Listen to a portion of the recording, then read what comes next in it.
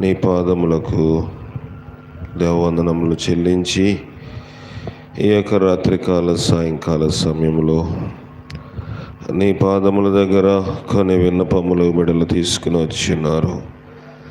ప్రతి విన్నపమును, ప్రతి బాధను, ప్రతి కష్టమును, ప్రతి అవసరతను తీర్చేవాడు నీవు గనుక మీరేం అవసరతను తీర్చండి, బలపరచండి.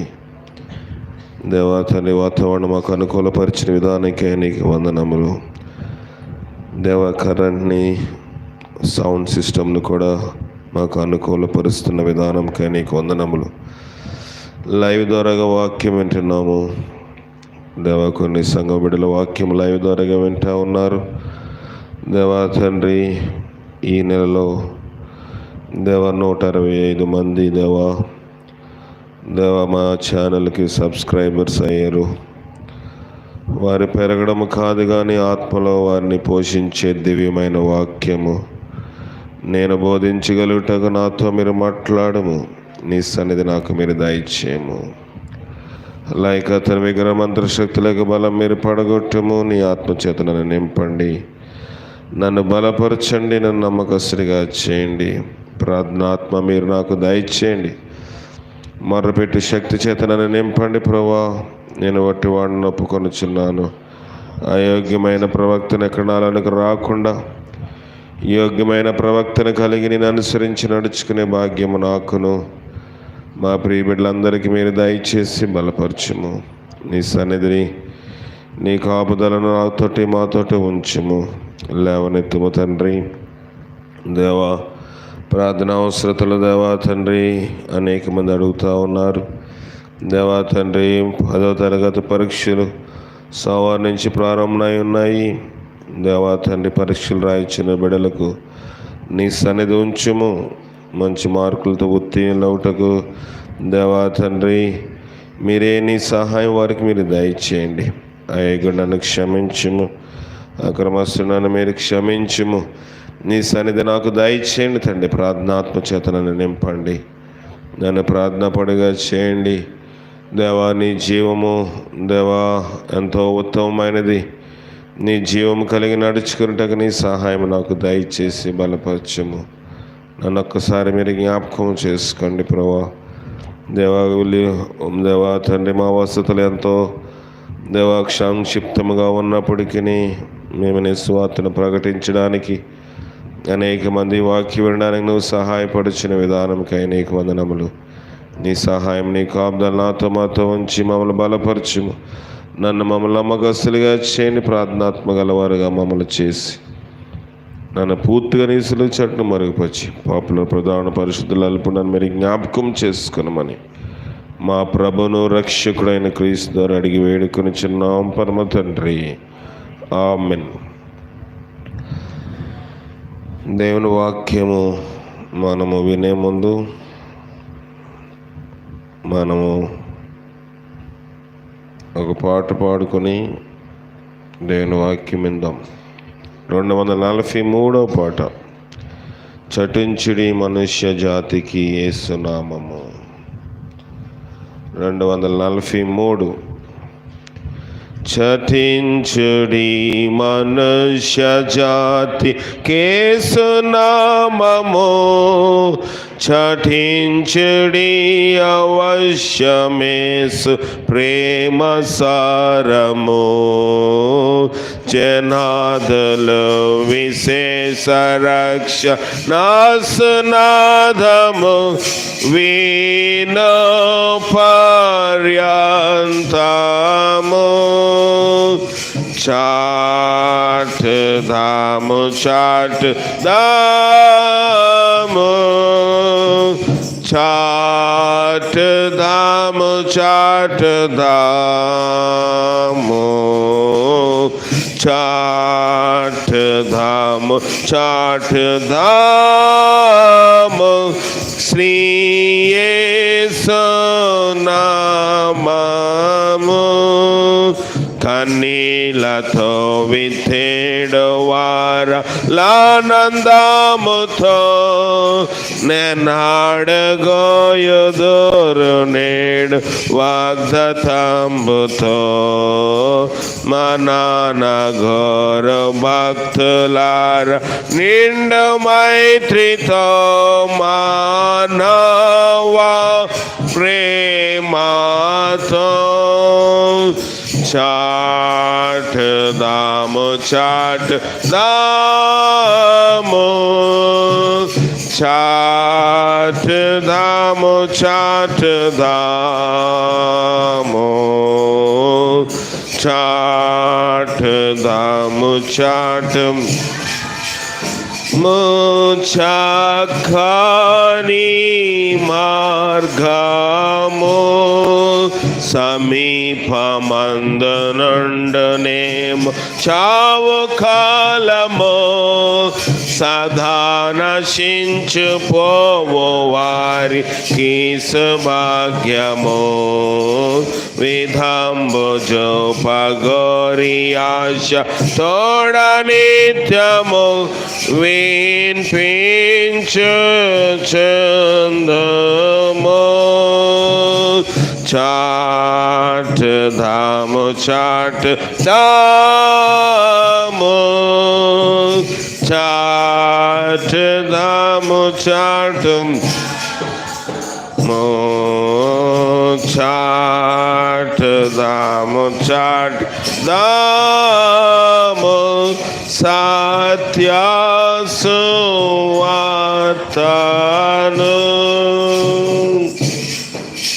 దేవుని వాక్యం చూసుకుందాం. అందరికీ ప్రభువైన యేసుక్రీస్తు నామములో వందనములు తెలియజేస్తా ఉన్నాను. వాక్యం లైవ్లో వింటున్న సంఘ బిడ్డలకి ప్రత్యేకమైన వందనములు తెలియజేస్తూ ఉన్నాను. దేవుని వాక్యం నుంచి యోహాను రాసిన సువార్త 8వ అధ్యాయము. యోహాను రాసిన సువార్త 8వ అధ్యాయము.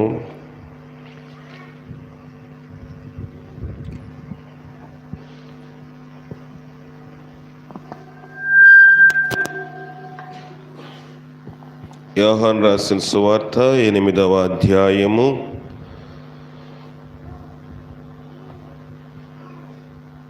మొదటి వచనం నుంచి చూసుకుందాం. యేసు ఒలీవల కొండకు వెళ్ళెను. తెల్లవారగానే యేసు తిరిగి దేవాలయములోనికి రాగా ప్రజలందరూ ఆయన యొద్దకు వచ్చిరి గనుక ఆయన నిలబడి వారికి బోధించుచుండెను. నా బైబిల్లో నిలబడి ఉంది. కూర్చుండా? మరి మీరందరూ కూర్చున్నారు, నేను నిలబడ్డాను. అందుకని నేను నిలబడని చదువుతున్నాను కదా. తెల్లవారగానే యేసు తిరిగి దేవాలయములోనికి రాగా ప్రజలందరూ ఆయన యొద్దకు వచ్చిరి గనుక ఆయన కూర్చుండి వారికి బోధించుచుండెను. ప్రభు ఎక్కడ నిలబడి బోధించినట్లు లేఖనం ఎక్కడ రాయబడలేదు. కానీ మన పెద్దలు మరి ఈ సాంప్రదాయం కొంతమంది శరీరం బలహీనంగా ఉండబట్టి కూర్చుని బోధించేవారు ఉన్నారు. కొంతమంది స్వకీయముగానే ఆరోగ్యం బాగున్నా కూర్చుని బోధించేవారు ఉన్నారు. దాని లోతులోకి నేను వెళ్ళటం లేదు. కానీ యేసు వాక్యం బోధించినప్పుడు ఆయన కూర్చుని బోధిస్తే జన సమూహమును నిలబడి వాక్యం విన్నట్లుగా మనం చూస్తూ ఉన్నాం. అయితే ఆయన కూర్చుండి వాక్యము బోధిస్తూ ఉన్నారు. ఇప్పుడు బోధిస్తూ ఉన్నప్పుడు మాట్లాడకూడదు, క్రమం అది. వాక్య బోధన అనేది ఒకరిని ఒక వెంపు నుంచే వస్తుంది. ఇది ఇంటర్ సెషన్ కాదు. అంటే నేను అడిగితే మధ్యలో మీరు ప్రశ్నలు అడుగుతారా? అడగరు. ఏదన్నా ఉంటే తర్వాత మీరు అడుగుతారు, అది వేరే విషయము. కానీ క్వశ్చన్ అండ్ ఆన్సర్స్ చెప్పే సమయం కాదు కనుక ఇక్కడ మనం గమనించినట్లయితే ప్రభు వాక్యం బోధిస్తూ ఉంటే నాకులేటి దుర్మార్గులు కొంతమంది శాస్త్రులను పరిసయ్యులను వ్యభిచారమందు పట్టబడిన ఒక స్త్రీని తోడుకుని వచ్చి ఆమెను మధ్య నిలవబెట్టారు.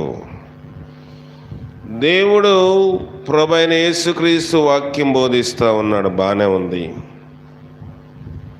బోధించే క్రమంలోని జనులు ఆయన చుట్టూ గుంపు కూడి ఉన్నారు. బోధించే అంతవరకు, బోధ అయ్యేంతవరకు ఎవరూ మాట్లాడకూడదు. కానీ వీళ్ళకి కడుపుబ్బరం ఆగట్లేదు. ఎవరికి? శాస్త్రులకి పరిసయ్యులకి. ఎంత త్వరగా ప్రభుని అడుగుదామంటే సాధారణంగా వాక్యం బోధించేటప్పుడు కొంచెము ఉపశమనం తీసుకుంటాం. మాట్లాడుతూ ఒక 3 సెకండ్లు ఆగాను అనుకోండి, కొంతమంది వాక్యం అయిపోయింది అనుకుంటారా? అనుకోరా? అనుకునేవారు ఉంటారు. ఒక ఆయన ఇలాగే హరికథ వినటానికి వెళ్ళాడంట. ఏ కథ? హరికథ బుర్రకథ వినటానికి వెళ్ళారు. పెద్ద ఆయన, ఊరు పెద్ద. సరే, ఊరి పెద్ద ఆయన వస్తున్నాడు కదా, జమీందారు గారని. హరిదాసు కథ నడిపించి స్టేజ్ మీద ఉన్న అతను అన్నాడంట, అందరూ వచ్చినారా అన్నాడంట. ఏమన్నాడు? అందరూ వచ్చినారంటే ఇంకా కొంచెము హుందాతనం ఎక్కువయ్యి ఇంకా కాళ్ళు నెమ్మదిగా నడుస్తూ భుజాలు ఎగరేసుకుంటూ వెళ్తున్నాడంటే పెద్ద ఆయన. పెద్ద ఆయన వచ్చారు కదా అని ఒక మడత కుర్చీ, పడక కుర్చీ లాంటిది వేశారు. కూర్చున్నాడు పెద్ద ఆయన జమీందారు గారు. అందరూ కూర్చున్నారా అని రెండో మాట మాట్లాడాడంటే. ఎవరు? హరికథ చెప్పే ఆయన. నేను వచ్చినప్పుడు అందరూ వచ్చినారా అన్నాడు, నేను కూర్చున్నప్పుడు అందరూ కూర్చున్నారా అన్నాడు. ఆ 2 మాటలు విన్నాడు. మిగతా సమయం అంతా నిద్రపోయాడంటే. ఎవరు? హరికథ వినడానికి వచ్చిన ఆయన నిద్రపోయి గుర్రపెట్టి నిద్రపోయాడు. హరికథ అయిపోయింది. అందరూ వెళ్ళిపోతున్న సమయంలో పెద్ద ఆయన ఎవరో తట్టి కొట్టి, అయ్యా అయిపోయింది అయ్యా అంటే భుజం మీద తువాలో తుండో వేసుకుని లేచి వెళ్తూ ఉంటే అందరూ వెళ్తున్నారా అన్నాడంట హరికథ చెప్పే ఆయన. ఎన్ని మాటలు విన్నాడు? 3 మాటలు విన్నాడు. ఇంటికి వెళ్ళిపోయాడు. ఇంటికి వెళ్ళి వ్యవసాయకాలము తలుపులు కిటికీలు తీసి, ఇప్పుడంటే ఏసీలు అన్నీ వచ్చేసాయి. ఫ్యాన్ లేకపోతే ఉండలేం, ఏసీ లేకపోతే ఉండలేం. కానీ ఆ దినముల్లోని డబ్బు ఉన్నా అన్ని సౌకర్యములు లేవు గనుక కిటికీలు తలుపులు తీసి పెద్ద ఆయన పడుకున్నాడు. జమీందారు కనుక బాగా డబ్బున్నవాడు. ఈయన ఇంటికి లేటుగా వచ్చాడు కనుక ఇది గమనించిన దొంగలు ఏం చేశారంటే, బాగా నిద్రపోతాడు, బుర్రకథకి హరికథకి వెళ్ళి వచ్చాడు కదా, నిద్రపోతాడని వారు ఏం చేశారంటే ఆ ఇంటికి ఎలాగైనా కన్నం వేయాలి, దొంగిలించాలి, దోపిడీ చేయాలని వచ్చారు. వచ్చిన తర్వాత వీళ్ళు 4-5 వచ్చారు. వస్తున్నప్పుడు వస్తూ ఉంటే లోపలికి ఎంటర్ అవుతుంటే ఈయన విన్న 3 మాటలు కలవరిస్తున్నాడు. అందరూ వచ్చినారా? ఒరే, ఈయన పెద్ద ఆయన పడుకున్నట్లే ఉన్నాడు, కానీ మెలకుగా ఉన్నట్టు ఉన్నాడు రా. మనం రావడం ఆయనకి తెలిసిపోయింది. నెమ్మదిగా అందరు ఎక్కడ వాళ్ళు అక్కడ కూర్చోండిరా అన్నాడంట. దొంగల నాయకుడు. అందరూ కాళ్ళు మెదపకుండా చక్కగా కూర్చున్నారు. ఇప్పుడు ఈయన రెండోసారి కలవరిస్తా ఉన్నాడు. అందరూ కూర్చున్నారా? వచ్చినట్టు తెలిసిపోయింది, కూర్చున్నట్లు కూడా తెలిసిపోయింది. వెళ్ళిపోదామురా అని నెమ్మదిగా నడుస్తుంటే అందరూ వెళుతున్నారా అన్నాడంట. ఒకటే పొరుగించుకున్నారంట అందరూ. 3 మాటలే అన్నాడు, ఎక్కువే వినలేదు. కానీ కలవర పడ్డాడు గనుక ఇంటిని రక్షించుకోగలిగాడు. లోక సంబంధంగా మనము దినదినము మాటి మాటికి కూటముల్లోని, ఆరాధనలోని, గృహ కోడుకుల్లో, గుడ్ ఫ్రైడే, ఈస్టరు, మట్లాదివారము, క్రిస్మస్లో అనేకమైన మాటలు వింటున్నాము. కలవరం ఉందా? ఇక్కడ వాక్యం ఎప్పుడైపోతుందా? ఈ ఫరిసాయులను శాస్త్రులు అంటున్నారు, వాక్యం ఎప్పుడైపోతే ప్రభుని అడుగుదాం అనుకున్నారు. ప్రభు మాట్లాడుతూ ఏదో చిన్న గ్యాప్ ఇచ్చి ఇంకొక మాట మాట్లాడే లోపల వారు ఒక స్త్రీని తోడుకుని వచ్చి ఆమెను మధ్యను నిలబెట్టారు. కంగారు ఆగదు కొంతమందికి. నాకు కొన్నిసార్లు చాలా కోపం వస్తుంది. నాకు అన్నం ఎట్లా, ఇక్కడ నేను ప్రార్థన చేస్తూ ఉంటాను, మీరు ఇక్కడ మాట్లాడుతూ ఉంటారు. ఇక్కడనే కాదు, గాంధీనగర్లో కూడా అంతే.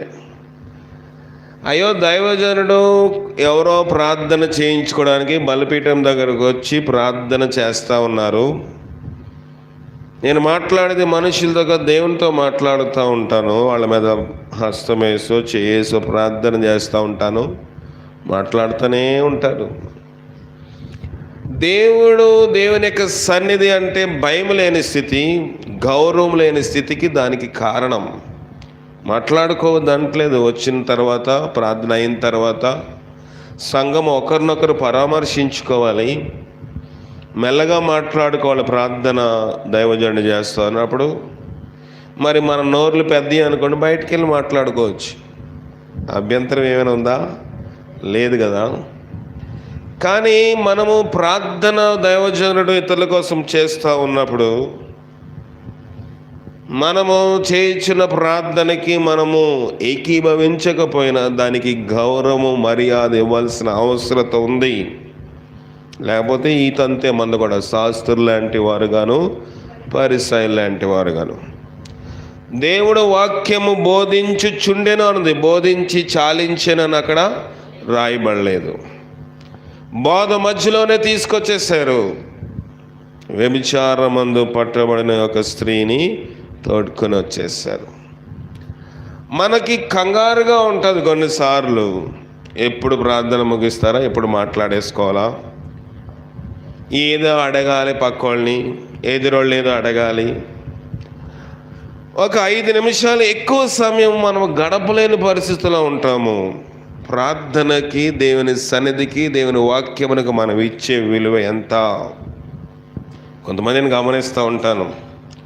ప్రార్థన జరుగుతూ ఉంటుంది, ఎవరైనా వస్తే బాగున్నావా అప్పుడే అడిగేయాలి కదా, తిన్నావా.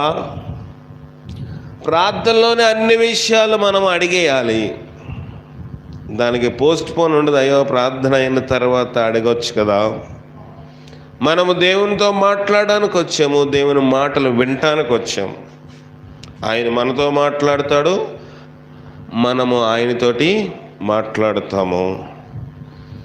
ఈ లోపునే మనం మాట్లాడుకోవాల్సిన అవసరం లేదు. మాట్లాడుకోవద్దు, సంఘములో సహోదరులు ఒకరినొకరు పరామర్శించుకోవద్దని చెప్పటం లేదు. దావీదు కూడా అన్నాడు. ఏమన్నాడు దావీదు? ఏమన్నాడు చెప్పండి. కీర్తనలు రాసిన గ్రంథంలో ఒక మంచి మాట చూద్దాము. దావీదు ఏమన్నాడో. కీర్తనలు రాసిన గ్రంథము 133:3. కీర్తన 133వ అధ్యాయం 3వ వచనము. సియోను కొండ మీదకి దిగవచ్చు, హెర్మోను మంచు వలె ఉండును, ఆశీర్వాదమును శాశ్వత జీవమును అచ్చట ఉండవలనని యెహోవా చెప్తున్నాడంట. ఏముండాలంట? ఆశీర్వాదము, శాశ్వత జీవము. ఆశీర్వాదము శాశ్వత జీవం అచ్చట ఉండాలి అని యెహోవా సెలవిస్తున్నాడు. ఎచ్చట మొదటి వచనము, సహోదరుల ఐక్యత కలిగి నివసించుట ఎంత మేలు ఎంతో మనోహరము. అక్కడ ఆశీర్వాదమును శాశ్వత జీవం ఉంటుంది. సహోదరులంటే ఇంటి దగ్గర అప్పచెల్లెల కోసం కాదు, సంగమనగా సహోదర ప్రేమ నిర్భరముగా కలిగి ఉండమని దేవుని వాక్యము పౌలు చెప్తా ఉన్నాడు. సంఘములో ఐక్యత లేదనుకోండి, సంఘములో ఒకరిలో ఒకరి ప్రేమ లేదనుకోండి, ఆశీర్వాదం ఉండదు, శాశ్వత జీవము కూడా ఉండదు. శాశ్వత జీవం అంటే పరలోకం కూడా పోగొట్టేసుకుంటాం. వాళ్ళు వెళ్తే వీళ్ళు ముక్కిరుసుకుంటారు, వాళ్ళ మాటలని వీళ్ళు ముక్కిరుసుకుంటారు, మూతిరుసుకుంటారు. ఎక్కడ సహోదర ప్రేమ నిర్వీర్యముగా నిర్భరముగా ఉంటుంది చెప్పండి? లేదు. అందుకే సమాధానము లేదు, ఆశీర్వాదము లేదు. రెండోది శాశ్వత జీవనగా పరలోకము కూడా. అనేక సంఘములో చనిపోయిన తర్వాత మనుషులు పరలోకము చేరలేకపోవడానికి కారణం ఏంటంటే సహోదరుల ఐక్యత లోపించింది. సహోదరుల ఐక్యత లోపించడం వల్ల శాశ్వత జీవమును ఇంకా ఆశీర్వాదం అక్కడ ఉండటం లేదు. ఇక్కడ కూడా ప్రేమ ఉంటే ఆమెని అంతమంది మధ్యలో నిలబెడతారా? నిలబెట్టరు. నోవాహు కుమారులో హామ్ ఏం చేశాడు? తన తండ్రి ద్రాక్షారసము త్రాగి మత్తుడై ఉండగా, ఇక్కడ కైపు ఎక్కిందంటారా? కైపు అంటారా? ఇక్కడ అంటారా? కేథలిక్ బైబిల్లో నోవాహు కైపెక్కి అని ఉంది. నేను అక్కడ చదువుతా ఉన్నాను కేథలిక్ బైబిల్లో. నోవాహు త్రాగి మత్తుడై ఉండగా, మన భాషలో మన బైబిల్లో అలా రాయబడి ఉంది. అతడు వస్త్రహీనుడై ఉన్నప్పుడు తన కుమారుడు ఎవరు? హాము చూసి వేసుకున్నాడు, నోటి మీద చేసుకుని బయటకు వచ్చాడంట. ఏమి జరిగిందిరా అని ఇద్దరు అడిగితే నాన్నకి లింగి అంగి కూడా ఊడిపోయింది అని చెప్పాడు. ఇప్పుడు వీళ్ళు కూడా వెళ్ళి వాళ్ళ తల్లితోటి, నోవాహు తల్లితోటో వీళ్ళు కోడలతో చెప్పారా? చెప్పలేదు. ఒక వస్త్రం తీసి తన తండ్రి దేశములు చూడకుండా వెళ్ళి వాటిని కప్పేశారు. అది సహోదర ప్రేమ. ప్రేమ లేనివాడు ఏం చేస్తాడు? అతడు ఇలాగంట, ఆమె ఇలాగంట, అక్కడంట, ఇక్కడంట, అదని మనకు తెలిసిన విషయం ఇతరులతో చెప్పే వరకు మన కడుపు ఉబ్బరము ఆగదు, తగ్గదు. గ్యాస్ ప్రాబ్లం రావడానికి కారణం ఇదొకటే.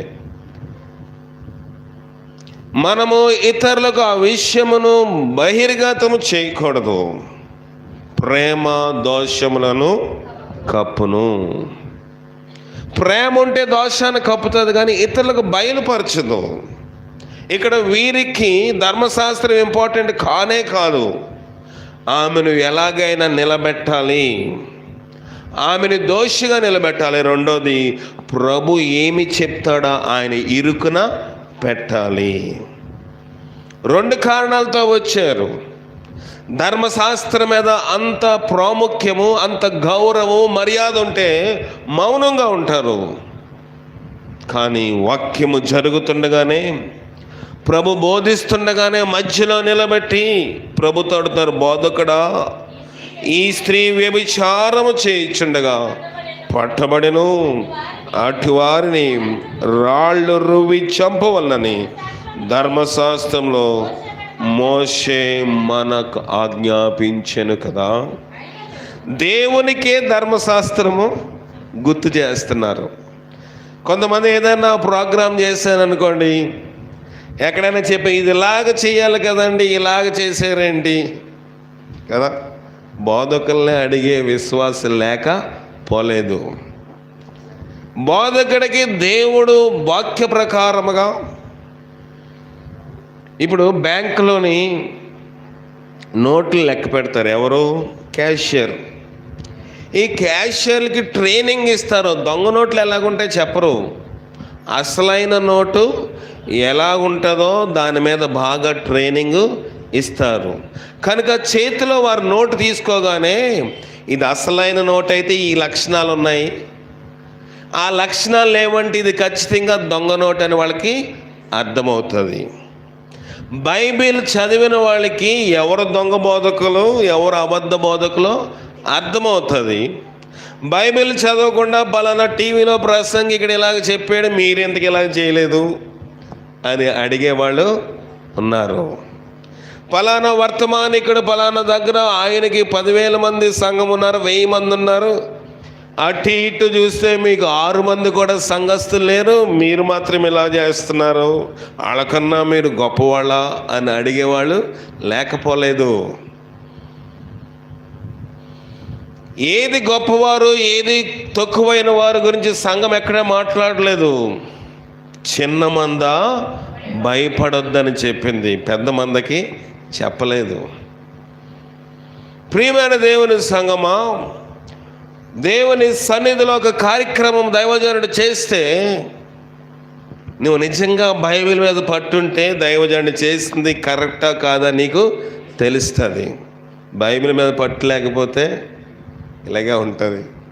ఇక్కడ వీళ్ళు బైబిల్ మీద ధర్మశాస్త్రం మీద పట్టున్న విషయాలన్నీ మాట్లాడట్లేదు. మోషే ధర్మశాస్త్రమందు మనకు ఆజ్ఞాపించినది ఏంటంటే అట్టి వారిని రాళ్ళు రువి చంపవలని ధర్మశాస్త్రంలో మోషే మనకు ఆజ్ఞాపించిన కదా, ఆయనను నువ్వేమి చెప్పుచున్నావని. మోషే ధర్మశాస్త్రంకి అంత గౌరవం ఉంటే ప్రభు దగ్గర రావాల్సిన అవసరం ఉందా? లేదు. మోషే చెప్పాడు కనుక మేము చేసామంటే ఆ దేశంలో ఎవరునూ అడగరు. ఎవరు రాజు పేరు హెరోదు అడగడు, పిలాతు అడగడు. పిలాతు అనేవాడు రోమీయుడు, హెరోదు అనేవాడు యూదుడు. దాని యొక్క చరిత్ర గుడ్ ఫ్రైడేలో మాట్లాడుకుందాం. ఇక్కడ మనం చూసినట్లయితే దేవుని యొక్క సన్నిధిలోని వాక్యం వినటానికి వచ్చినప్పుడు మధ్యలోని డిస్టర్బెన్స్ చేశారు. ప్రశ్న వేసి ప్రభుని ఇరుకుని పెడదాం అనుకున్నారు. అయితే ఆయన మీద నేరం మోపాలని ఆయన శోధించుచు ఇలాగ అడిగిరి. అయితే ఏ సువంగి నేల మీద ఏమో మన దగ్గరికి ఇలాంటి కేసు వచ్చింది అనుకోండి, మనకు ఒక్కసారిగా కొంచెం ఉబ్బిపోతాం. నా దగ్గరికి కనుక వీళ్ళందరూ తీసుకొచ్చి అడుగుతున్నారు, ఇప్పుడు నేను ఖచ్చితంగా తీర్పు తీర్చాలి. కూర్చోండి బాబు. కోతి దగ్గరికి 2 పిల్లలు వెళ్ళినట్లుగా ఉంటుంది. కోతి దగ్గరికి 2 పిల్లలు అక్కడ కలహం ఆడుకుంటూ ఉన్నాయంట. అక్కడ ఒక జున్ను ముక్క దొరికింది. ఒక పిల్లి బయట కాపలా ఉంది, యజమానుడు వస్త్రం లేదు చూస్తుందంట. ఇంకో పిల్లి కొంచెం ధైర్యం చేసుకుని కిటికీలోంచి వెళ్ళి ఆ జున్ను ముక్కను తీసుకొచ్చింది. ఇప్పుడు తీసుకొచ్చిన పిల్లి అంటుంది, నేను లోపలికి వెళ్ళి శ్రమ పడ్డానుగా, నాకు పెద్ద మొక్క కావాలి. ఇదంటుంది, వచ్చిన వాళ్ళందరూ వస్తున్నారు లేదో బయట మంచులోని ఎండలో నిలబడ్డా నేను కనుక నాకు పెద్ద మొక్క ఇవ్వాలి. సో ఇద్దరు కలహం ఆడుకుంటుంటే మొత్తానికి అది 2 ముక్కలు చేయడానికి ఇబ్బంది పడతా ఉంటే అక్కడ కోత ఆ చెట్టు నుంచి ఈ చెట్టు మీద దూకి అక్కడికి వచ్చింది. ఏమైంది అని అడిగితే ఇది మా సంగతి, మా పరిస్థితి ఎలాగుంది, మాకు పరిష్కారం నువ్వు చెయ్యాలి. సో ఇదేం చేసింది, కోతి 2 ముక్కలు చేసి చూస్తే దానికి పెద్ద ముక్క వెళ్ళిపోయిందంటే కోతి అంది, ఏం బాధపడకని చెప్పి అది ముక్క కొరికి మింగేసింది. సరిపోయిందా? లేదు, ఇప్పుడు ఇది పెద్ద అయిపోయింది. అరే తేడా చేశానని అది తినేసి మొక్క మింగేస్తూ ఉంది. అలా పిల్లలు 2 చూస్తూ ఉంటారు. రెండిట్లోనే అంటుంది, అయ్యో ఇది పెద్ద అయిపోయింది, ఇది పెద్ద అయిపోయింది, ఇది పెద్ద అయిపోయింది, ఇది పెద్ద అయిపోయిందని 2 చెప్తూ ఉంటే అటు ఇటు చేసి మొత్తం అంతా కోతి తినేసింది. మనం అలాగ పెట్టేయడానికి ఇష్టపడతాం, కానీ ఒకళ్ళు బాగుపడ్డ మనము ఇష్టపడం. నా ప్రాణం పోయినా నేను ఇవ్వనండి. ప్రాణం పోయి నువ్వు ఇచ్చేది ఏముంటుంది, నిన్నే తీసుకెళ్ళాలి ఇంకొకళ్ళు వచ్చి. అవునా? ప్రాణం పోయిన తర్వాత నువ్వు ఇచ్చేది ఏమీ ఉండదు. నేను బ్రతికినంత కాలం నా బంధులోని ఊపిరినంత కాలం నేను చూడలేనండి, పెట్టలేనంటావు. మన వస్తువు నాశనం అయిపోయిన ఇష్టపడతాం, కానీ ఇతరులకు అది ఉపయోగపడుతుంటే ఇవ్వడానికి ఇష్టపడం. శాస్త్రులను పరిసయ్యులను అలాగే చేస్తూ ఉన్నారు. అయితే యేసు వంగి నేల మీద ఏమో రాయిచుండెను. వారు ఆయనను పట్టువదలకు అడుగుచుండగా ఆయన తల ఎత్తి చూచి, మీలో పాపము లేనివాడు మొట్టమొదట ఆమె మీద రాయి వేయవచ్చని వారితో చెప్పి మరలా వంగి నేల మీద రాయిచుండెను. ప్రభు తీర్పు చెప్పాడు. ఎవరి పక్షాన్ని చెప్పాడు? ఎవరి పక్షాన్ని ఆయన తీర్పు చెప్పలేదు. టై అయిపోయింది. టై అయిపోవడం అంటే సరి సమానం అయిపోయింది. హంగ్ ఏర్పడింది. ఎలక్షన్లో వాడతారు. అటుపక్క ఓట్లు ఇటుపక్క ఓట్లు ప్రతిపక్షానికి పాలకపక్షానికి ఒకే రకంగా వస్తే హంగ్ అంటారు. అంటే సరి సమానం వచ్చేస్తే ఎటు తీర్పు చెప్పలేము. కనుక మోషే ధర్మశాస్త్ర ప్రకారం రాళ్ళు అని చెప్పేయచ్చు. అలాగని చెప్తే ప్రభు వచ్చిన విధానము జరగదు. పాపులను రక్షించుటకు, నశించిన దాన్ని వెతికి రక్షించుటకు మనిషి కుమారుడు ఈ లోకంలోనికి వచ్చెను. ఆ యొక్క నెరవేర్పు జరగదు గనుక ఆయన పావురం వలె నిష్కపటముగాను, పాము వలె వివేకముగాను సమాధానం వారితో చెప్పాడు. ఏమని చెప్పాడు? మీలో పాపము లేనివాడు మొట్టమొదట ఆమె మీద రాయి వేయవచ్చు.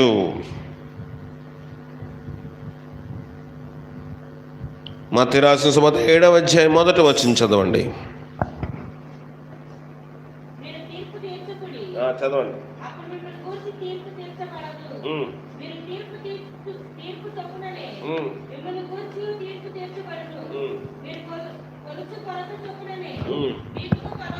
మీకును కలవబడును. మీరు తీర్పు తీర్చకుడి, అప్పుడు మిమ్మును గూర్చి తీర్పు తీర్చబడదు. మనం ఇతరుల్ని త్వరగా తీర్పు తీర్చేస్తాం. కానీ ఎవరైనా మన తీర్పు తీరిస్తే నువ్వు చెప్పొచ్చావా, నువ్వు సరిగా ఉండి మాకు చెప్పు అంటాం. ప్రభు అంటున్నాడు, నువ్వు తీర్పు తీర్చే ముందు నీకు తీర్పు నీ మీదకు రాకుండా ఉండాలి అంటే నువ్వు మాట తీర్పు తీర్చకూడదు. తీర్పు దేవుని వశములో ఉంది. ఆయన తీర్పు తీర్చేవాడు. నువ్వు నేను తీర్పరులుగా ఉండడానికి ధర్మశాస్త్రము, దేవుని వాక్యము, ఈ పరిశుద్ధ గ్రంథ లేఖనం ఒప్పుకోవట్లేదు. కానీ ఈ దినముల్లో అనేకమైన తీర్పరులు ఎవరంటే క్రైస్తవులే. క్రైస్తవులు సంఘబిడలే తీర్పరులు. ఆమె ఇలాగ, ఇతడు ఇలాగా, ఆమె ఇలాగా, ఈవిడిలాగా, అక్కడ ఎలా చేసింది, ఇక్కడ ఎలా చేసింది, ఎంత వస్తే అంత మాట్లాడుతూనే ఉంటాం. కానీ ఎవరైనా నేను వచ్చి తీర్పు తీరిస్తే అప్పుడు మాత్రం బాధ వచ్చేస్తుంది, కోపం వస్తుంది, ఉక్రోషం వచ్చేస్తుంది. కనుక ప్రభు వాక్యం సెలవిస్తూ ఉంది, తీర్పు తీర్చవద్దు. మిమ్మల్ని గూర్చి తీర్పు తీర్చబడదు. మనం ఏం చేస్తాము? తీర్పు తీస్తాము. ఎవరైనా తీర్పు వస్తే మనం ఇదవుతూ ఉంటాం. రోమీయులకు రాసిన పత్రిక 2వ అధ్యాయము 1వ వచనము, 2వ వచనం, 3వ వచనము. రోమీయులకు రాసిన పత్రిక 2వ అధ్యాయము 1, 2, 3 వచనాలు చదువు. కాబట్టి తీర్పు తీర్చు మనుష్యుడా, నీవెవడవైనను సరే నిరుత్తరుడవై ఉన్నావు. దేని విషయంలో ఏర్పువానికి తీర్పు తీర్చుచున్నావో దాని విషయంలో నీవే నేరస్తుడు అని తీర్పు తీర్చుకొనిచున్నావు. సరిపోతుంది. ఏ విషయంలో ఎదుటివాడు నేరస్తులని చెప్తున్నామో ఆ విషయంలో వాళ్ళ నేరస్తులు కాదంట, మనము నేరస్తులు అవుతున్నామంట. నోవాహు విషయమై తన కుమారుడు హామ్ అన్నాడు, నాన్నకి బట్టలు ఊడిపోయాయని చెప్తే ప్రభు అన్నాడు, నోవాహునేమి శిక్షించాడా? ఆ శిక్ష ఎవరి మీదకి వచ్చింది? హామ్ మీదకి వచ్చింది. అతని సంతానం కనాను మీదకి వచ్చింది. మనం అనుకుంటాము ఫలానా వ్యక్తిలాగా. ఇటీవల పోయిన అంతకుముందు వారం నేను రావులపాలెంలో వెళ్ళాను కదా, వాక్యం బోధించిన అనంతరము అక్కడ నాతో పాటు నా కింద పనిచేసిన వాళ్ళందరూ వచ్చారు. వాళ్ళందరూ నాకు కింద పనిచేసిన దాని మీద, వాళ్ళు అక్కడ నడిపించిన దాన్ని బట్టి నాకు అక్కడ వాక్యం పిలడానికి పిలిచారు. తర్వాత వాళ్ళ కుటుంబస్తుల్లాగా ఉండడం బట్టి వెళ్ళాం. వెళ్ళిన తర్వాత నన్ను సార్ అక్కడ కూడా పిలుస్తారు కనుక సార్ వచ్చి భోంచేయండి అంటే, అప్పుడే ఎందుకు నానా అంటే, మరి మీరు పాస్టర్ గారు కదా, అప్పుడంటే మాకు సారు, ఇప్పుడు మీరు పాస్టర్ గారు కదా ముందు చేయాలంటే సర్లే. తీర్పు అంటే మాకు అన్నీ ఒక్కవాడ వేస్తారు, మీకు 2 వాళ్ళు వేస్తారు. వాళ్ళు చెప్తున్నారు కుర్రోళ్ళు. మేమందరికీ మాకు లేకపోయినా మాకు ఏమన్నారు కానీ పాస్టర్ గారు కాబట్టి ఒక గట్టి ఎక్కి వేస్తారయ్యా మీకు. మాకు చికెన్ లేకపోయినా మేము ఏదో సర్దుకుని వెళ్ళిపోతాం. పాస్టర్ గారు కనుక దైవజనులు గారు 2 వేస్తారు కనుక మీకు 2 సార్లు ఎక్కువ తీర్పు ఉంటుంది. బాగా అర్థమైంది బోధలకి అనుకున్నా కదా. తీర్పు తీర్చు మనుష్యుడా, నీవెవడమైనను సరే నిరుత్తరుడువై ఉన్నావు, దేవుని విషయంలో ఎదుటివానికి తీర్పు తీర్చుచున్నావు, దాని విషయంలో నీవే నేరస్తుడవని తీర్పు తీర్చుకొనుచున్నావు. కనుక బైబిల్లోని పౌలు పత్రికలు రాస్తా అన్నాడు, మీలో అనేకులు బోధకులై ఉండదు. బోధ అంతా తీర్పే. బోధలో అంత తీర్పు ఉంటుంది. నువ్వు ఇలా చేస్తే ఇలాగ, ఇలాగ చేస్తే ఇలాగ, ఇలా చేస్తే ఇలాగా అని ఉంటుంది. బస్సులోనే ఒక పెద్ద బోర్డు ఉంటుంది ఎదుట డ్రైవర్ అద్దం పైన, పొగ తాగుట హానికరము లేదా పొగ త్రాగరవద్దు అంటే ఏంటి? తీర్పు తీరుస్తున్నారు. ఇప్పుడు నేను కూడా వాక్యం చెప్పినప్పుడు నువ్వు ఇలాగుంటే ఇలా జరుగుతుంది, నువ్వు ఇలాగుంటే ఇలా జరుగుతుంది, ఇలాగుంటే ఇలాగుంటుంది చెప్తూనే ఉంటాము. కనుక నువ్వు దేనిని జీవిస్తున్నావో దాని విషయమై నీవు బోధించాలి.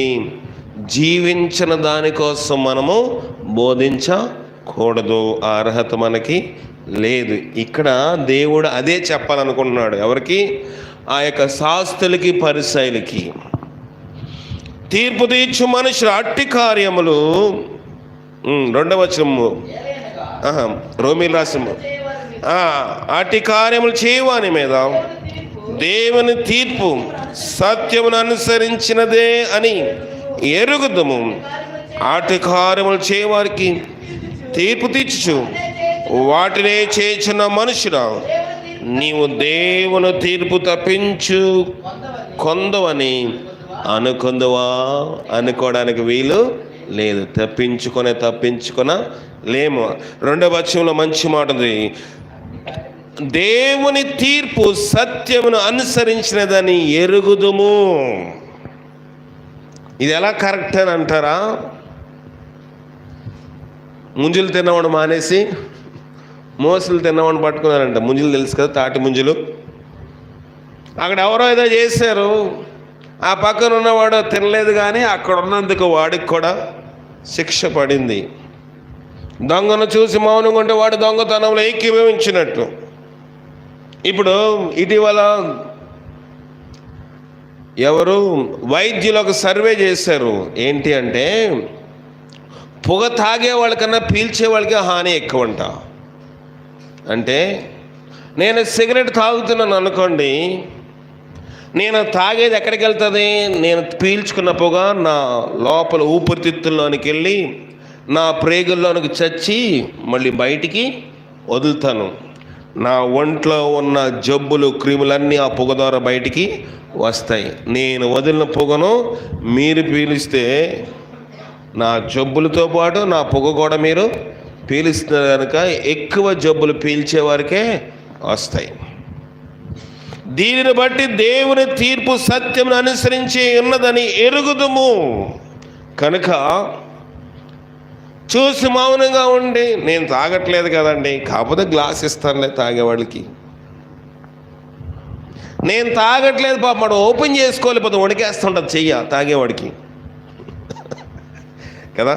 తాగేవాళ్ళు తాగపోతే బాగానే ఉండి, తాగిన తర్వాత ఆడు బాటిల్ ఓపెన్ చేయలేడు కనుక నేను ఓపెన్ చేసి ఇస్తాను. పాపం కష్టపడుతున్నాడు, ప్రయాసపడుతున్నాడని ఓపెన్ చేస్తే వాడికి ఎక్కువ నష్టం అంట. వాడు తాగట్లేదు, చేయట్లేదు కనుక వాడి కోసం నేను సహకరిస్తాను. నేను సిగరెట్ తాగను కానీ సిగరెట్కి అగ్గి పెట్టిస్తాను. నేను తాగను కానీ మా ఆయన తాగుతాడు కనుక చికెన్ అతను కొంచెం ఫ్రై చేసి ఇస్తాను, 2 ఆమ్లెట్లు వేసిస్తాను. దీనిని బట్టి దేవుని తీర్పు సత్యమును అనుసరించినదని మనము ఎరుగుదుము. కనుక తీర్పు మనము తీర్చకూడదు. ప్రభు ఇక్కడ చెప్పాలనుకున్న విషయం అదే. మీలో పాపం లేనివాడు మొట్టమొదట ఆమె మీద రాయ వేయవచ్చును. వారితో చెప్పి మరలా వంగి నేల మీద రాయిచుండెను.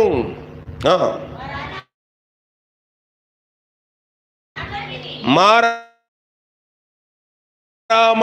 వరకు ఒకని వెంట ఒకడు బయటికి వెళ్ళిపోయారు. పాపము లేనివాడు ఎవడను నీకు కనబడదు. గులివింద పూస, గురుగింజ అంటారా మీరు? గురిగింజ, గులివింద పూస దాని కింద ఉంటుందని నలుపుగా, అది దానికి తెలీదు. నేను ఎర్రగా ఉన్నాను అనుకుంటుంది, కానీ కిందన్న భాగం ఎవరికి తెలియదు. నేను బాగానే ఉన్నాను, నేను సత్యవంతుని, నేను సత్యవంతురాలను అనుకుంటున్నావు. నీ కిందన నలుపు నువ్వు చూస్తే అది ఎంత భయంకరమో నీకు అర్థమవ్వాలి. దేవుడు అక్కడ తీర్పు తీర్చింది ఏంటంటే, పాపము లేనివాడు ఎవడను లేడు. తాను చేసిన సత్క్రియను బట్టి, తాను చెప్పిన ఒక నిబంధనను బట్టి అందరూ అక్కడ రాళ్ళు వదిలేసి వెళ్ళిపోయారు. పాపము నీతిమంతుడు లేడు, ఒక్కడను లేడు. కనుక ఎవడను తీర్పు తీర్చడానికి వీలు లేదు. తీర్పు తీర్చేవాడు భక్తిహీనుడంట. కీర్తన 50లో ఉంటా చూడండి. 50వ అధ్యాయము 16 నుంచి 20 చదవండి. కీర్తన 50వ అధ్యాయము 16 నుంచి 20 వచనము. భక్తిహీనులతో దేవుడు ఇట్లు సెలవిచ్చుచున్నాడు, నా కట్టడలు వివరించుటకు నీకేమి పని? నా నిబంధన నోట వచించితివేమి? ఇక్కడ నిబంధన వచిస్తున్నారు ఎవరు? మోషే ధర్మశాస్త్రంలో మోషే ధర్మశాస్త్ర నిబంధన.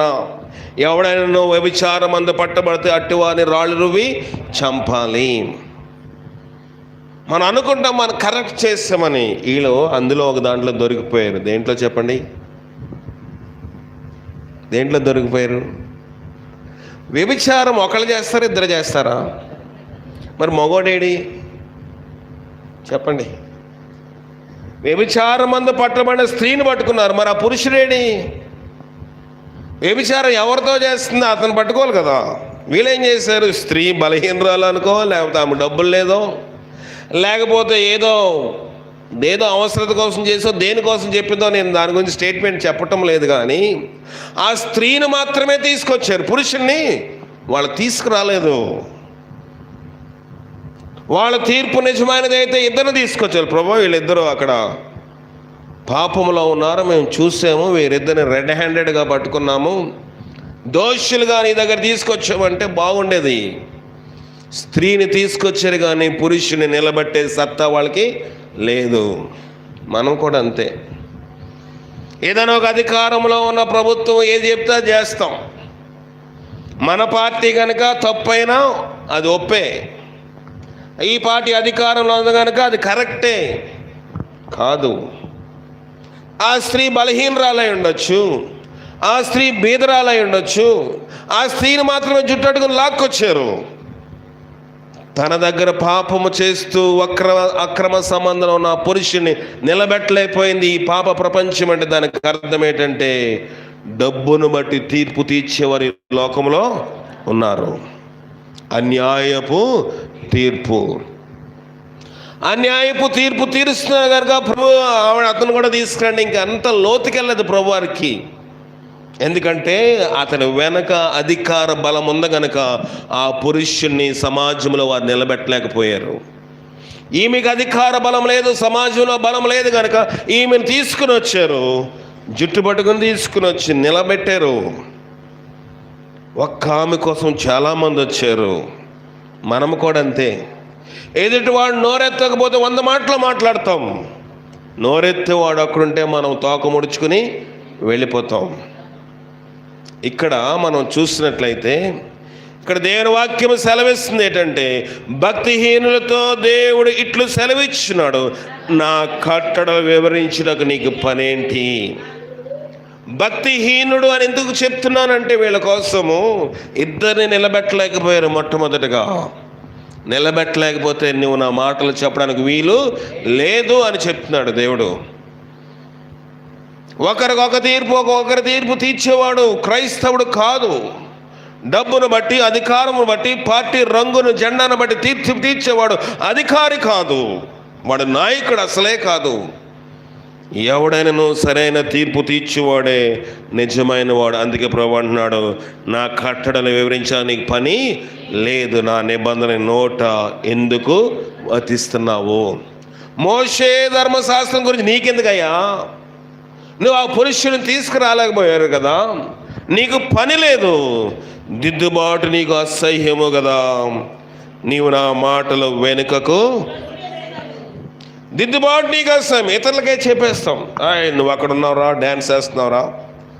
నువ్వు డ్యాన్స్ చేసినప్పుడు ఎవరైనా అడిగితే, నన్ను ఎవరు అడగలేదు, మీరు వచ్చి మాత్రం నన్ను చాలా విషయాలు అడుగుతున్నారు. ఇంతవరకు నేను ఎవరితో అనిపించుకోలేదండి, ఇంతవరకు నేను ఎవరితో అడిగించుకోలేదండి, ఇంతవరకు నేను ఎవరితో కడిగించుకోలేదండి. మీరు కడుగుతున్నారు అనిపిస్తున్నారు అంటాం. ఇక్కడ దేవుడు అంటున్నాడు, దిద్దుబాటు నీకు అసహ్యము కదా, నీవు నా మాటలను వెనుకకు త్రోసివేసితివి. నిజమైన నాయకుడు, నిజమైన సేవకుడు, నిజమైన కాపరి, నిజమైన బోధకుడు సంఘములో కానుకలు ఇచ్చేదాన్ని బట్టి తీర్పు తీర్చడు. ఎవరి అయినను గద్దించేవాడు నిజమైన కాపరి. నిజమైన గొర్రెల కాపర్లు గొర్రె తోవ తప్పుపోతున్నావురా నేను ఒక దెబ్బేసి మార్గంలో పెడతాడు. అయ్యో దానికి దెబ్బ తగులుతుందేమో, ఆ గొర్రె కొంచెం పుష్టిగా ఉంది, కొవ్వుగా ఉంది, అమ్ముకుంటే కొంత ఎక్కువ డబ్బులు వస్తాయి అనుకుంటే వాడు దొంగ కాపరి. నిజమైన గొర్రెల కాపరి గొర్రెల కోసం తన ప్రాణమును పెడతాడు, దాని దగ్గర నుంచి లాభమును అపేక్షించడు. నిజమైన కాపరి సరిచేసేవాడై ఉన్నాడు. దిద్దుబాటు నీకు అసహ్యం కదా. 18వ వచనము, నీవు దొంగను చూచినప్పుడు వానితో ఏకీభవిస్తావు, వ్యభిచారులతో నువ్వు సాంగత్యము. మన సాంగత్యము ఎవరితో ఉంది? దొంగలు చూసినప్పుడు ఏకీభవిస్తున్నామా? పర్లేదురా తీసే, నేను బయట ఉంటాను, పర్లేదురా కొట్టుకొచ్చే, నేను బయట ఉంటాను, నువ్వు దొంగతనం చేసే నేను కప్పుముచ్చుకుంటూ వచ్చేస్తాను, వ్యభిచారులతో నేను సాంగత్యము చేస్తాము. ప్రభు అంటున్నాడు, అట్టువాడు నా బైబిల్ పట్టుకోవడానికి వీలు, ఆడు నా మాటలు మాట్లాడడానికి వీలు లేదు. వ్యభిచారులతో నీ సాంగత్యము, నీ చుట్టూన్న స్నేహితులు వ్యభిచారులు, నీ చుట్టూన్న వారితో వ్యభిచారులతో దొంగలతోనూ సాంగత్యము చేసి దేవుని సన్నిధిలో నిజమైన ఆరాధన ఎలాగ చేయగలమంటారా? చేయలేము. భక్తిహీనులతో దేవుడి మాటలు సెలవిస్తున్నాడు. కనుక కీడి చేయవల్ల వారిని నోరు తెరుచుచున్నావు, నీ నాలుక కపటము కల్పించినది, నీవు కూర్చుని నీ సహోదరి మీద కొండెములు చెప్పుచున్నావు, నీ తల్లి కుమారుల మీద అపనిందలు మోపుచున్నావు. నీ పని ఇంకేంటంట? తీర్పు తీర్చడమే. ఇట్టి పనులు చదవండి. నేను మౌనంగా, ఇక్కడ ప్రభు ఎలాగున్నాడు? నోరు తెరిచాడా? ఆయన కూర్చుండే వేలుతో ఏదో రాస్తా ఉన్నాడు. ఇట్టి పనులు చేసిన నేను మౌనంగా ఉన్నాను కనుక నీ ఆటలు సాగుతున్నాయి. ఇట్టి పనులు చేసిన నువ్వు తమాషాలు చేసినను నేను మౌనంగా ఉన్నాను కనుక ఇంకా నువ్వు బ్రతికి బట్ట కడుతున్నావు. జాగ్రత్త అని ప్రభు ఒక వార్నింగ్ ఇక్కడ ఇస్తున్నాడు. అందరూ వెళ్ళిపోతే ప్రభు ఏమన్నాడంటే, యేసు ఒక్కడే మిగిలిపోయిన 9వ వచనం, ఆక మధ్య నిలబడి నిండెను. ఆ యేసు తలెత్తి చూచి, అమ్మవారు ఎక్కడ ఉన్నారు? ఎవరు నీకు శిక్ష విధింపలేదా? అమ్మవారు ఎక్కడ ఉన్నారు? వారి మాటలు ఏమైపోయాయి? వారి ధర్మశాస్త్రం ఏమైపోయింది? వారి పొగట్టులు ఏమైపోయి? వారి ప్రగల్భాలు ఏమైపోయి? వారు మోసే స్టేట్మెంట్ అని చెప్పారు, ఏమైపోయాయి అని అడిగినప్పుడు ఆమె లేదు ప్రభా అనేను. అందుకు యేసు నేను నీకు తీర్పు విధించను. నేను నీకు తీర్పు తీర్చటం లేదమ్మా, నేను శిక్ష విధించటం లేదు. నీవు వెళ్ళు, ఇంకా పాపము చేయకమని ఆమెతో చెప్పాను. నీవు వెళ్ళి ఇకను పాపము చేయొద్దు. ఉందా? దేవుని యొక్క ప్రేమ చూడండి. దేవుని యొక్క ప్రేమ సరి చేస్తుంది. ఇంక మళ్ళీ ఎప్పుడైనా స్త్రీ పాపం చేయగలదా? అంత 100 మందిలో, అంత 1000 మందిలో, అన్ని 1000 మందిలో నిలబెట్టిన స్త్రీకి దేవుడు మాట్లాడుతున్న మాట ఏంటంటే, అమ్మా వాళ్ళు ఎక్కడా ఉన్నారు? ఎవరు లేరు ప్రభా, ఎవరు శిక్షించదు. అమ్మా నేను నీకు శిక్ష విధించను, నువ్వు వెళ్ళి ఇకను పాపము చేయకము. జీవమిచ్చాడు, పాపపు విషయమై పశ్చాత్తాపం విడుదల ఆమెకి ఇచ్చాడు. ప్రియమైన దేవుని సంగమా, ప్రియమైన దేవుని బిడ్డలారా, తీర్పు ఏ రీతిగా తీరుస్తున్నాం మనము? తీర్పు ఏ రీతిగా మనం మాట్లాడేవారుగా ఉన్నాము? మన నోటిని బట్టి మనమే నేరస్తులమంట. ఇతరుల విషయమే తీర్పు తీస్తే మనము నేరస్తులుగా అవుతాం కనుక ఇతరుల విషయమే మనము తీర్పు తీర్చి, ఇప్పుడు వాళ్ళందరూ వచ్చి నిలబెట్టారు, వాళ్ళందరూ వచ్చి నిలబెట్టి వాళ్ళకి వచ్చిన తీర్పు ఏంటంటే మేము కూడా నేరస్తులమే కదా అని రాళ్ళు వదిలేసి, ప్రభు ఏం చేశాడు? ఈమెను రక్షించడానికి, ఈమెను బలపరచడానికి ఏమీ నేరారోపణ చేయలేదు. కానీ మీలో పాపం లేనివాడు మొదట రాయి వేయండి. మొదట మిగతా రాళ్ళు ఎవరు వేసినా పర్లేదు, మొదట వేసేవాడు మాత్రము వాడు నేరస్తుడు ఉండకూడదు, ఎక్కడ పోలీస్ కంప్లైంట్ ఉండకూడదు, ఎక్కడ వాడికి క్లీన్ చిట్ ఉండాలి. ఒక వీసా, పాస్పోర్టు చేసేటప్పుడు కూడా చేసే పద్ధతి అదే. పోలీస్ వారు వచ్చి పాస్పోర్ట్ వాళ్ళు వేరే దేశానికి మనం పంపించాలంటే వాడి మీద ఏ పోలీస్ కంప్లైంట్ కానీ పోలీస్ స్టేషన్లో ఏ కేసు ఫైల్ అయి ఉండకూడదు. వాడికి ఇతర దేశం వెళ్ళడానికి పాస్పోర్టు ఇస్తారు. మనము కూడా పరలోకం వెళ్ళాలంటే ఏ నేరము లేని వారమై ఉండాలి. ఎవరి మీద ఒక నేరారోపణ చేస్తాము, మనం ఎన్ని చేస్తున్నాము గ్రహించుకుంటే ఇతరుల మీద మనం నేరం మోపలేము, తీర్పు తీర్చలేము. కనుక తీర్పు తీర్చి మనం తీర్పులో పాలు పొందేవారుగా ఉండకున్నట్లుగా పరిశుద్ధాత్మ శక్తి మనకు సహాయం చేసి కాపాడుగా ప్రార్థన చేసుకున్నాము. జీవగల దేవాన్ని ఘనమైన పాదముల కొందనములు. ఈ రాత్రికాల సమయంలో దేవాన్ని ఇచ్చిన దివ్యమైన వాటికి నీకు వందనములు. తీర్పు తీర్చకుడి, మీకు తీర్పు తీర్చబడిన వాగ్దానం సెలవిస్తూ ఉంది.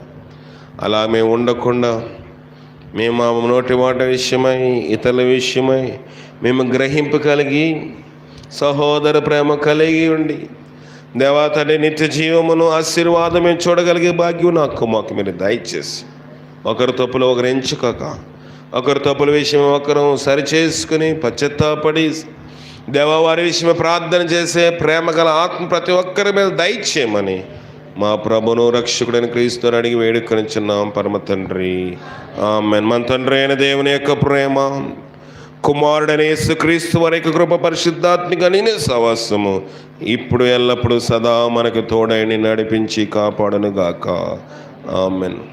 అందరికీ వందనాలు. రేపు ఉదయకాలం 10:30 గంటలకు ఆరాధనకి సకాలం రావాల్సిందిగా ప్రభుపేట మనవి చేస్తా ఉన్నాను. సెలవు తీసుకుందాం.